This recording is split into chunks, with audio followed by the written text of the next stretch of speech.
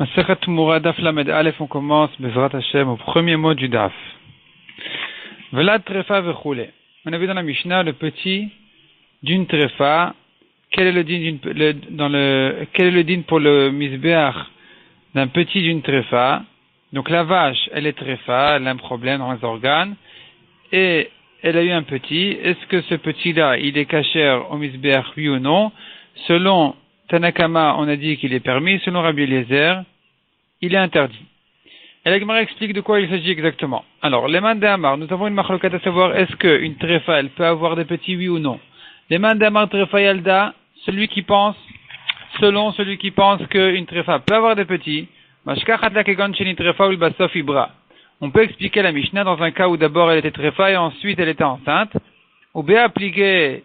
Et voici en quoi sont en machlokat Tanakama et Rabbi Eliezer. De Rabbi Eliezer savar zeveze gorem asur. Selon Rabbi Eliezer, puisque la mère est interdite, malgré qu'il y a le côté du père aussi qui est permis, mais le côté de la mère est suffisant pour dire qu'il y a ici un côté qui a été gorem, qui a provoqué, qui a amené ici le petit sur terre, et puisque ce côté-là est interdit, alors le petit, qui est le fruit de sa mère, entre autres, il est interdit. Malgré qu'il y a le côté du père, et qu'il ne vient pas totalement du Issour, le côté de la mère est suffisant pour interdire le petit.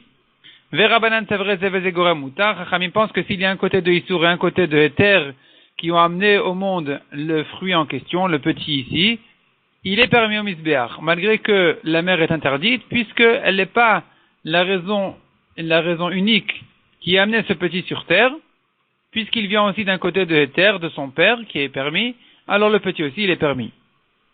Tout ça, c'est selon celui qui pense qu'une trefa peut avoir des petits. Les mandamar trefa ena yoledet, il faut dire, selon celui qui pense que la trefa ne peut pas avoir de petits. De quoi il s'agit ici dans la Mishnah? De quel petit d'une trefa? La vache, elle était enceinte, et après qu'elle était enceinte, elle a pris un coup, elle est devenue trefa. Ou béapligé, voici la machloket, Rabbi Eliezer savar ubar erechimou. Mais Rabbanan Savre Ubar la Verechimo. Selon Rabbi Eliezer, le fœtus, il fait partie de sa mère, c'est un membre de sa mère, donc puisqu'elle est interdite, lui aussi il est devenu interdit. Selon Rabbanan par contre, non, il ne fait pas partie de sa mère, elle est interdite, lui est permis. Amaravuna.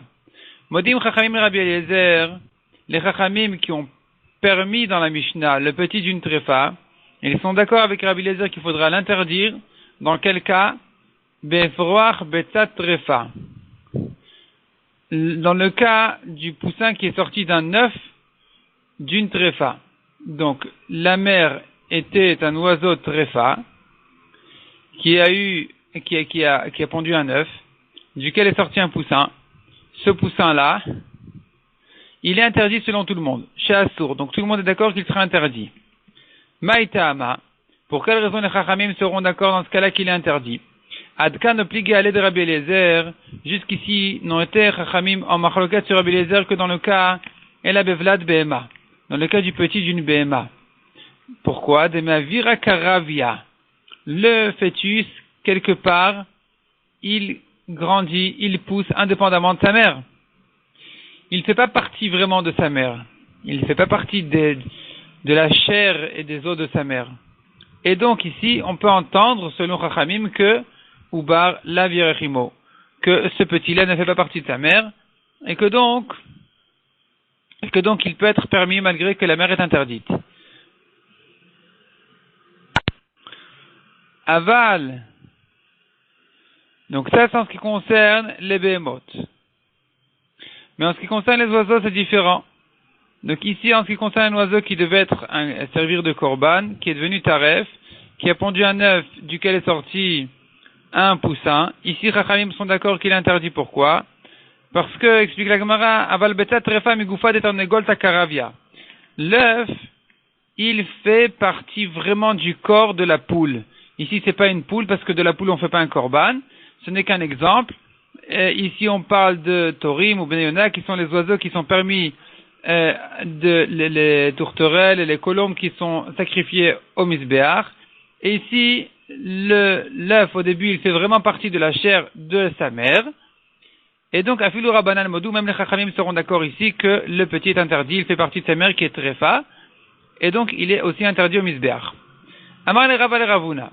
Tanya de Mesayalach. J'ai une braïta qui renforce tes paroles, qui renforce ta svara. Melotarvad rima. Melotarvad, ça veut dire une cuillère remplie de rima, de vermine, habam et adam chai, qui sort de la chair d'un homme vivant. Donc la chair s'est coupée d'un homme vivant, s'est détachée d'un homme vivant, et maintenant cet homme-là, il a une quantité d'une cuillère de vermine de cette chair-là. Rabbi Eliezer metameh v'chachamim metaharin. Donc on a une marloquette à savoir est-ce que c'est considéré vraiment comme la chair d'un homme qui a de la touma et vermine achai. Donc la chair qui s'est séparée d'un homme vivant, elle a aussi de la touma. Donc selon Rabbi Eliezer, même la vermine est méa. Selon Chachamim, c'est tahor, c'est pur parce que c'est pas vraiment sa chair lui-même. Ad kan opligé Rabbanan el aberima. Jusqu'ici la marloquette n'est qu'à propos de la vermine. Des pirshab be'almaou, ce n'est qu'un excrément, ça sort du corps de la personne, c'est pas vraiment son corps. Aval betza de migoufa de tarnegolatu, mais l'œuf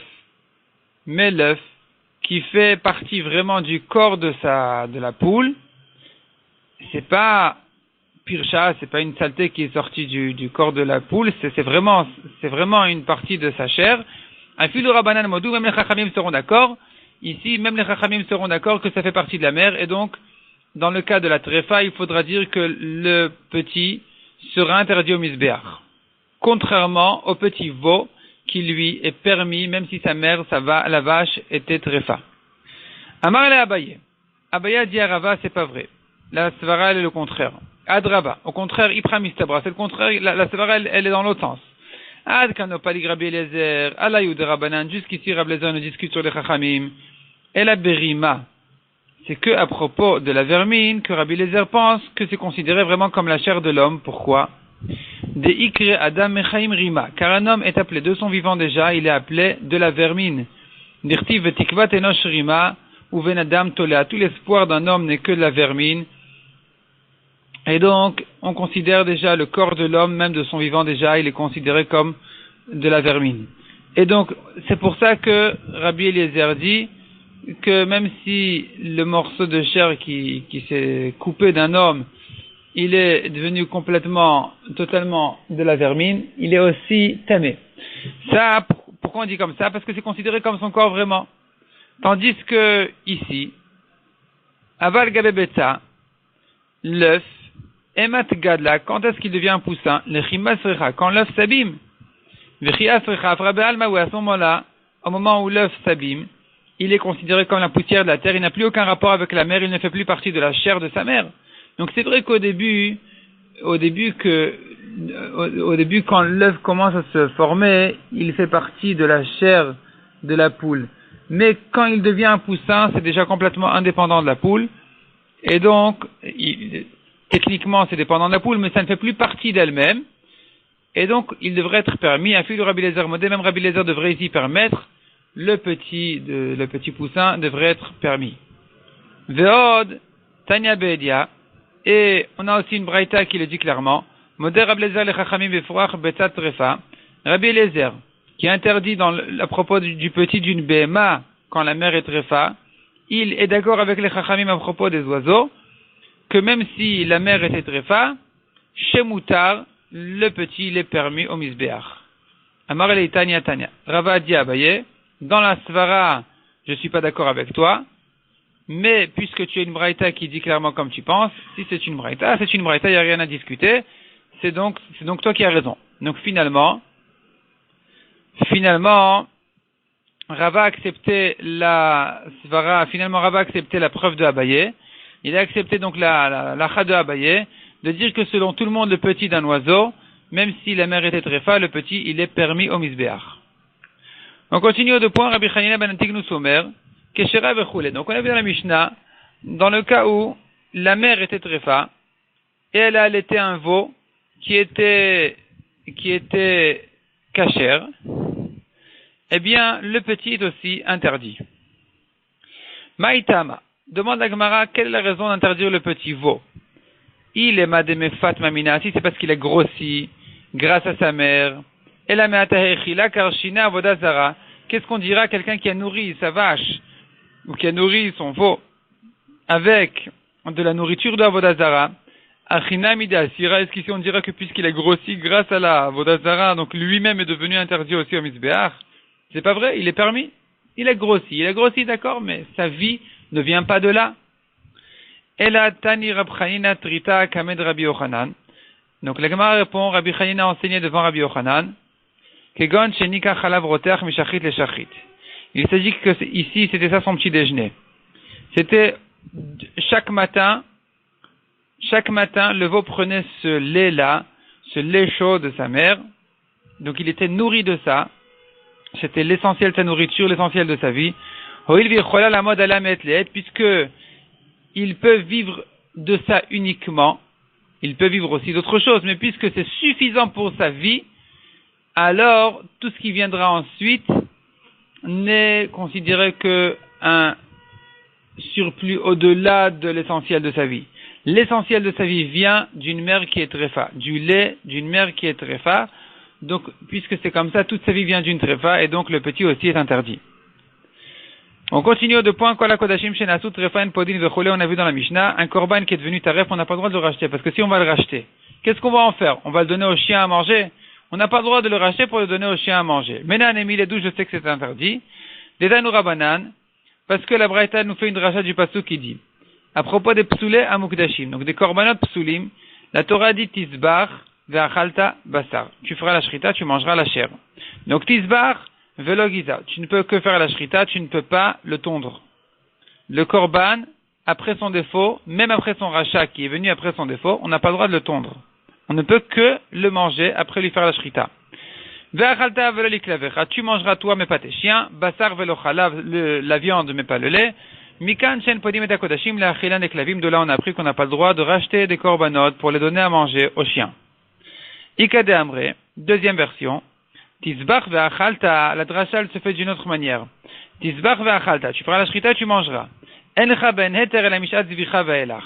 Encha, donc je reprends. Encha ben heter, tu n'as de permis dans ces korbanot qui ont un défaut après leur rachat que, uniquement, el mishat zvicha ve'elach, que après la shrita, uniquement.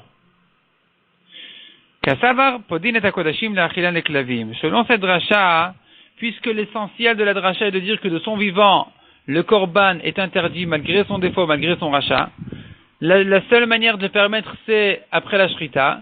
La Gemara comprend que c'est l'avdavka la shrita, c'est pas uniquement dans le cas de la shrita, mais même dans le cas où elle était tréfa, et que donc il y a rien à gagner vraiment par la shrita. On peut gagner un peu sa touma, mais en fait, c'est pas pour le permettre à le donner à manger aux gens, aux hommes, ce n'est que pour le donner aux chiens, mais puisque à ce moment-là, il n'est plus vivant, ce korban en question, ce korban qui a été racheté après son défaut, il est donc permis aux chiens.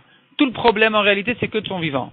On ne peut pas prendre son lait, on ne peut pas prendre sa laine de son vivant. Mais s'il est mort, aussi bien si on lui a fait la shrita, il est permis aux hommes, que s'il est mort de lui-même, il est permis aux chiens. Donc selon ce Tana, on pourra racheter un korban taref, un korban qui a eu un défaut, ou un korban taref, on peut le racheter, donc un korban qui a eu un défaut, évidemment. Mais même s'il est taref, on peut le racheter, malgré qu'il ne peut être mangé que par les chiens, c'est permis selon cette dracha-là. Hadran alach, kol ha'asurin. On commence le 7e pérek de la Masechet. Donc la Mishnah déjà ici, elle nous fait la différence, elle nous montre la différence entre la Kedusha des korbanot par rapport à la Kedusha de ce qui est Kadosh pour le Bedek Habayit, qui sont les trésors du Bet Hamikdash qui servent aux constructions du Bet Hamikdash. Donc, nous trouvons une chumra à propos des korbanot plus que à propos de la kedusha de quelque chose qui a été consacré au Bet Habayit. Inversement aussi, on trouvera une chumra à propos d'un ekdesh de Bet Habayit qu'il n'y a pas à propos du ekdesh de korbanot. Et la Mishnah s'explique. Premièrement, la chumra des korbanot, chez Koté Mizbeach osin tmura. Donc les Koté Mizbeach, les korbanot font une tmura, tandis que les Koté Bedek Habayit ne font pas de tmura. De même, on est chayav sur un korban dans le cas où il était pigoul, donc s'il y a une mauvaise pensée qui a rendu le korban pasoul, ou bien notar qu'il est resté de la viande du korban après son temps, ou bien tamé, s'il est devenu tamé. ce sont des problèmes qui n'existent qu'à propos des korbanot, pas à propos du Bedek Habayit. Bedek Habayit, il n'y a pas de mauvaises pensées qui viennent interdire le Bedek Habayit, c'est pas une shrita qui doit être faite au nom du korban, c'est pas un korban du tout. Il n'y a pas donc non plus de problème de notar ni de tamé. On tourne la page. Vladan vechalban asur, leachar pidionan. Leur petit et leur lait est interdit après leur rachat. Ça, c'est dans les koché misbeach. Contrairement au koché Bedek Habayit, où là, c'est pas comme ça. Si on l'a racheté, son lait est permis, son petit est permis. Autre chumra, ve'ashochatan v'achutz chayav. Celui qui fait la shrita d'un korban à l'extérieur de la Hazara, à l'extérieur du Beth Amikdash, il est chayav. Tandis que dans les koché Bedek Habayit, c'est pas comme ça. Autre chumra, en notnin men laumanin vischaran. On n'a pas le droit de payer les artisans du Beth Amikdash avec, on peut pas leur donner comme salaire des korbanot, des menachot, de la farine. On peut pas leur donner de ce qui est koché misbeach. Machin ken be koché Bedek Habayit. Par contre, ils peuvent être payés sur le compte du Bedek Habayit. Maintenant, dans l'autre sens, yesh be koché Bedek Habayit. Nous avons une chumra à propos du Bedek Habayit qu'il n'y a pas dans les korbanot. Premièrement, chez Stam Ekdeshot et Bedek Habayit, quelqu'un qui dit Arez Ekdesh sans s'expliquer son intention est pour le Bedek Habayit et pas pour le Mizbeach. Deuxièmement, Ekdesh Bedek Habayit chal ala kol. Le Ekdesh du Bedek Habayit, il vient sur n'importe quelle chose, alors que le koché Mizbeach, c'est que s'il est apte à être sacrifié au Mizbeach. Ensuite, Umualin Begidulen, celui qui profite du Bedek Habayit, de la Kedusha du Ekdesh du Bedek Habayit, de ce qui a poussé de ça, ce qui a grandi de ça. On verra dans la Gemara ce que ça veut dire. Il est chayav de korban meila. Ve'en ba'en ana ala ba'alim. Il n'y a pas de profit que le propriétaire peut tirer d'un Ekdesh de Bedek Habayit. Un homme peut tirer profit de son korban, mais pas d'un Ekdesh de Bedek Habayit. On verra dans la suite de la Gemara quel est le profit, de quoi il s'agit. Ici, il y a une correction dans le Masoret Hashas et dans la Shita Mekubetset. Il faut dire, au lieu de Ven ben anala be'alim, il faut dire Ven ben anala kohanim. Les kohanim ne profitent pas du Bedek Habayit. Du Ekdesh du Bedek Habayit, ils ne profitent pas. Tandis que des korbanot, les kohanim profitent. Ils ont toujours une partie du korban qui leur est donnée. Demande à Gemara, est-ce que c'est une règle sans exception que tous les korbanot du Mizbeach, ils font une tmura? Vare, ofot, de koché Mizbeachen. Pourtant, on a les oiseaux qui sont en partie sacrifiés au Mizbeach. Utnan, or on a une Mishnah qui dit, amenachot va ofot, en osin tmura. Les offrandes de farine et les offrandes d'oiseaux ne font pas de tmura? Répond la Gemara. La Mishnah ne parle que de Behemot, elle ne parle pas d'oiseaux. Donc chez les animaux, ils font tous une tmura. Demande à Gemara, c'est pas vrai, ça non plus c'est pas vrai. Vare Vlad koché misbeachu.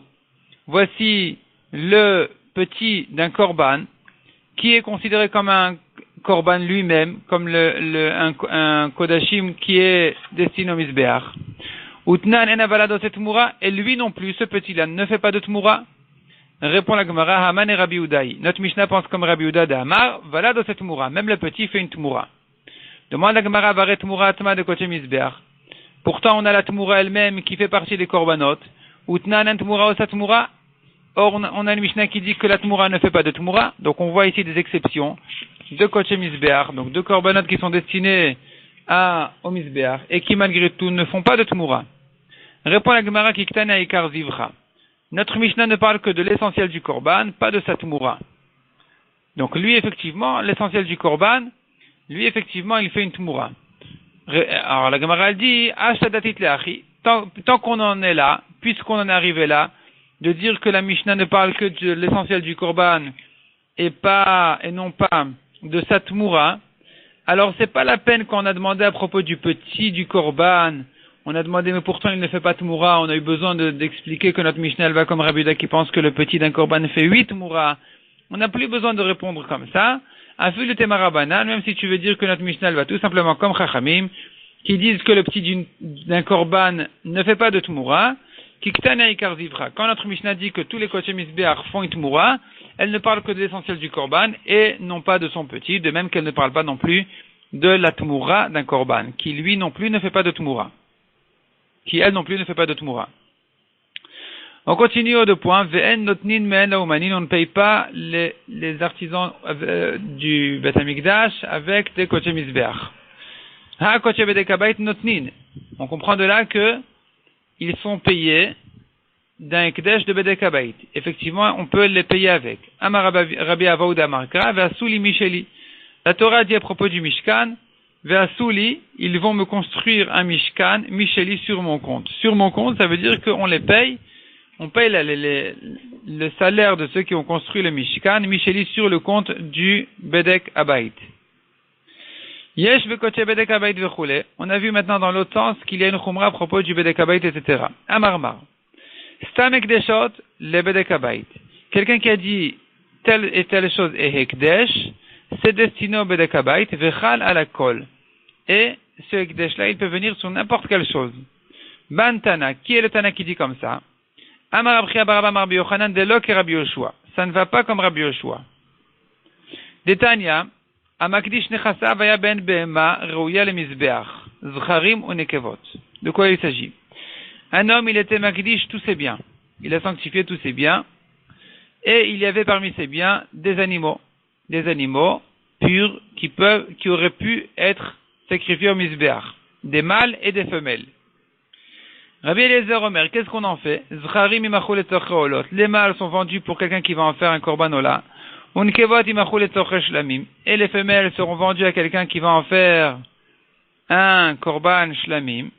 Udmehen yiplu im shar nechasim le bedek habayit. Et leur valeur sera destinée au bedek habayit avec tous les autres biens. Donc selon Rabbi Eliezer, effectivement, comme ce qu'on voit dans notre Mishnah, un homme qui était makdish sans s'expliquer ici, il était Magdish au Mizbeach, au Bedek Habayit, on dit que tout ce qu'il était Magdish est destiné au Bedek Habayit. Donc, s'il a des animaux qui sont aptes à arriver au Mizbeach, et que donc, on ne peut pas les utiliser eux-mêmes pour le Bedek Habayit, on est obligé d'en faire des korbanot.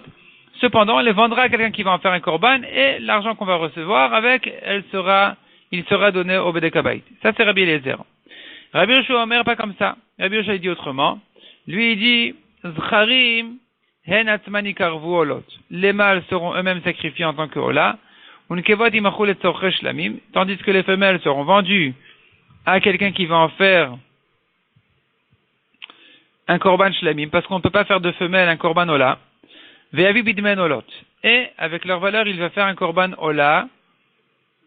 Puisque son intention, à propos de tous les animaux qui sont cachés au Mizbeach, c'était d'en faire des korbanot ola. Et pas de le donner au Bedek Habayit. Ou Shar Nechasim le Bedek Habayit. C'est que le reste de ces biens, effectivement, seront donnés au Bedek Habayit.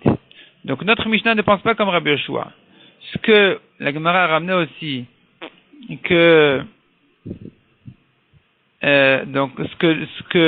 on a vu que Stam Ekdeshot le Bedek Habayit, n'importe quelle chose qu'un homme était Makdish, même si c'est des animaux qui sont aptes à arriver au Mizbeach, son intention elle est pour le Bedek Habayit, ça ne va pas comme Rabbi Yoshua qui dit que son intention était d'en faire des korbanot ola. Ou pliga de Ravad Abarava. La Gemara dit qu'il discute sur Ravad Abarava. Donc de dire que notre Mishnah va comme Rabbi Eliezer et pas comme Rabbi Yoshua, cette svara là, elle n'est pas comme Ravad Abarava. De Amar Ravad Abarava, Amarav. Be'eder shekulo zcharim, afilu Rabbi Eliezer modé. Si tout son troupeau était des mâles, Rabbi Eliezer est d'accord que son intention était d'en faire de tous des korbanot ola. Donc, pas pour le Bedek Habayit, mais d'en faire des korbanot ola. De l'osha vekinish koche mizbeach, un homme ne laisse pas la possibilité d'en faire des korbanot, ou makdish le Bedek Habayit, et il sanctifie uniquement pour le Bedek Habayit. C'est pas son intention est oui d'en faire des korbanot ola. Toute la machloket de Rabbi Eliezer et de Rabbi Yoshua n'est que dans le cas où dans son troupeau il y avait moitié mâle, moitié femelle. De Rabbi Eliezer savar en choleket nidro. Selon Rabbi Eliezer, on dit il n'a pas l'intention de partager son neder. Umid de nekevot lav olot, puisque à propos des femelles, évidemment, il n'avait pas l'intention d'en faire des korbanot ola, puisque les femelles ne peuvent pas venir en tant que ola. Vcharim namilav olot. Donc j'entends de là que apparemment cet homme-là n'a pas eu l'intention, même pour les mâles, d'en faire des korbanot ola. Donc tout doit arriver au Bedek Habayit, puisqu'il ne partage pas son éder. Vers Rabbi Yoshua Savar Cholek et Nidro. Selon Rabbi Yoshua, par contre, un homme partage vite son éder, et donc il n'a pas de problème de dire qu'il veut que les mâles deviennent korban ola, et les femelles, leur valeur sera mis ola, malgré qu'elles-mêmes seront sacrifiées en tant que shlamim. Et donc, selon cette var, on ne peut pas dire que notre Mishnah va comme Rabbi Eliezer. Notre Mishnah qui dit qu'un homme qui est Makdish, Stam, sans s'expliquer, il a l'intention de tout donner au Bedek Habayit, ça ne va pas comme Rabbi Eliezer, parce que même Rabbi Eliezer, qui pense que on doit vendre les mâles à quelqu'un qui en fait des korbanot ola et leur valeur arrivera au Bedek Habayit, ce n'est que dans le cas où il y a moitié mâle, moitié femelle, où là on dit que puisqu'il n'avait pas l'intention dans les femelles d'en faire des holot, alors on dit dans les mâles aussi il n'avait pas l'intention d'en faire des holot. Il avait l'intention de tout donner au Bedek Habayit. Mais dans le cas où son troupeau est tout entier mâle, alors effectivement, il n'a pas l'intention d'en faire un Bedek Habayit. Pas comme notre Mishnah qui dit que Stam Ekdesh, le Bedek Habayit. Lishna Achina Amrela. Deuxième version dit la Gemara. Amar Avadabarava Amarav, Beshelo Ikdish et la Behema. Dans le cas où il n'était Makdish que des Behemot, Afil Rablezer Modé. Même Rablezer est d'accord que il n'a pas l'intention de les donner au Bedek Habayit. Il a l'intention d'en faire des korbanot. Pourquoi? De lo shavi kinish koche misbeach, un homme ne laisse pas la possibilité d'en faire des korbanot ou makdish le Bedek Habayit, pour préférer en faire une kedusha de Bedek Habayit.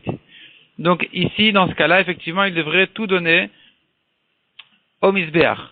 L'honneur lekou, quand est-ce que Rabbi Eliezer a dit que son intention est pour le Bedek Habayit et pas pour le misbeach? Et la keshiyesh she'ar nechasimimen, dans le cas où il y a d'autres biens avec. Et Rabbi Eliezer savar en adam cholek et nidro. Rabbi Eliezer pense qu'un homme ne partage pas son éder. Midi shar nechassim lo lekoche misbeach. Du fait que le reste de ses biens ne sont pas destinés au misbeach. Alors, behema nami lo lekoche misbeach. J'entends de là que même ces behemot ne sont pas donnés au misbeach. Mais Rabbi Yoshua savar adam cholek et nidro. Rabbi Yoshua pense qu'un homme partage vite son éder. Et donc, une partie va au Bedek Habayit. Et une partie est fait au misbeach. Udmeen, Yiplu, Imshar Nechassim, le Bedek Habayit. Ici, il faut ajouter un mot en début de ligne. Avant Udmeen, c'est pas la suite de la phrase. C'est une nouvelle phrase, une nouvelle idée. Tnan, il faut ajouter le mot Tnan. La Gemara vient objecter. En ramenant la Mishnah qui a dit Udmeen, Yiplu, Imshar Nechassim, le Bedek Habayit. On a vu donc que leur valeur sera donnée avec les autres biens au Bedek Habayit. Bishlama Elishna Batra, on comprend bien selon la deuxième version qui dit que tout le Inyan ici, toute la raison pourquoi c'est donné au Bedek Habayit, c'est parce qu'il y avait d'autres biens qui ne sont pas destinés, qui ne peuvent pas être au Misbeach. Donc Haynu Dektanim Shar Nechassim le Bedek Habayit. C'est pour ça que c'est accentué ici dans la Mishnah que tout va être, que les animaux sont vendus pour en faire des korbanot et leur valeur sera donnée avec les autres biens au Bedek Habayit. Parce que quand je dis avec les autres biens, c'est en réalité l'explication de son intention, de sa pensée. Puisqu'il y a d'autres biens qui ne peuvent aller qu'au Bedek Habayit, alors j'entends de là que, selon Rabbi Eliezer, les animaux aussi sont destinés au Bedek Habayit. C'est ça la raison de Rabbi Eliezer, comme la deuxième version qu'on a vue, comme la Lishna Achina. Et la Lishna Kama, mais selon la première version, qui disait que non, qui disait que si son troupeau il est moitié mâle, moitié femelle, c'est déjà suffisant pour dire que il a l'intention de donner au Bedek Habayit puisqu'il ne peut pas le faire tout entier de holot. Alors pourquoi est-ce que ici la Mishnah nous ajoute ces mots? Il les vend et il va les donner au Bedek Habayit avec le reste de ses biens. Qu'est-ce que vient nous ajouter cette idée-là avec le reste de ses biens? Litne yiplu le Bedek Habayit. On aurait dû enseigner plus court, tout simplement. Ça va au Bedek Habayit. Pourquoi avec le reste de ses biens? Répond la Gemara. Effectivement, c'est comme ça qu'il faut dire. Tanenami Achi. Et corrige la Mishnah et enseigne comme ça, Udmehen yiplu le Bedek Habayit. Leur bien sera donné au Bedek Habayit. Donc c'est pas Tanya Namiachi, c'est Tanya Namiachi, enseigne effectivement comme ça, comme ce que tu veux dire, sans dire le reste de ses biens, selon le Lishna Kama, selon la première version, on devra dire que dans le cas où son troupeau est moitié-moitié, il est vendu pour quelqu'un qui en fait des korbanot et sa valeur est donnée au Bedek Habayit, sans parler du reste de ses biens. On continue dans la Gemara aux 2 points.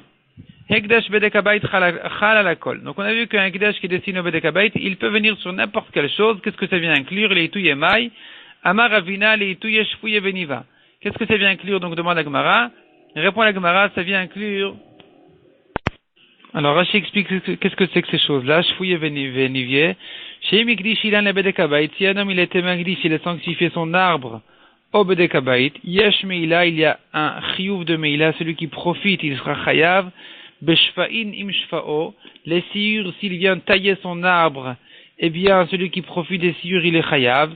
V'yesh meila bin viato, il est chayav aussi sur sa nevia, qu'est-ce que c'est? Alav, ces feuilles, shenoshrin et motachorev, qui tombent en hiver.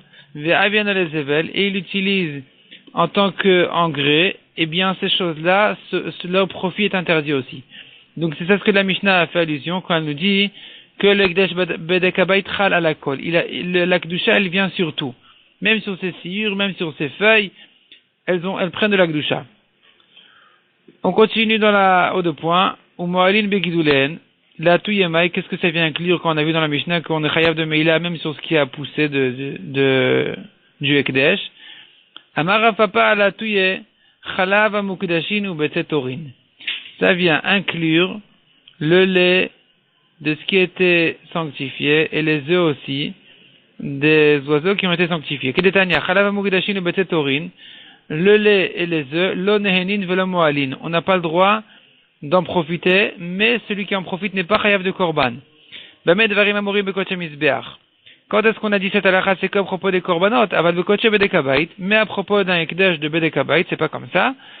Hekdish tarnegolet, celui qui était magdish une poule, c'est pas un korban, donc il était magdish la poule au bedekabait. Moalin betata, s'il profite de son œuf, il est chayav d'un korban meila. Chamora ou une ânesse, moalin bechalba. Ici, il profite de son lait, il est chayav aussi. Ve'afilu leman damar moalin begidulem isbeach, même selon celui qui pense que ce qui a poussé des korbanot, on est chayav de korban meila en profitant de ça. Anemi le gidulin de chazulem isbeach.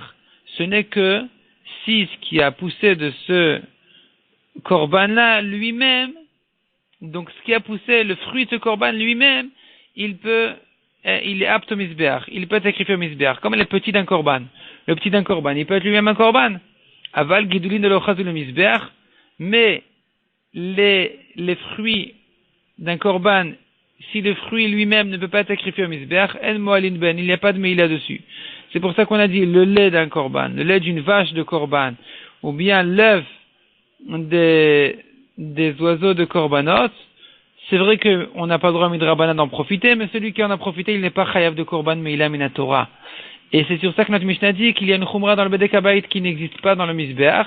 C'est justement dans ce cas-là qu'à propos du bedekabait, il sera 8 chayav, tandis qu'à propos du misbeach, il sera pas chayav. Celui qui aura profité de l'œuf d'une poule qui était kodesh de au bedekabait, il est chayav. Celui qui a profité du lait d'une ânesse qui a été sanctifié au bedekabait, lui est chayav.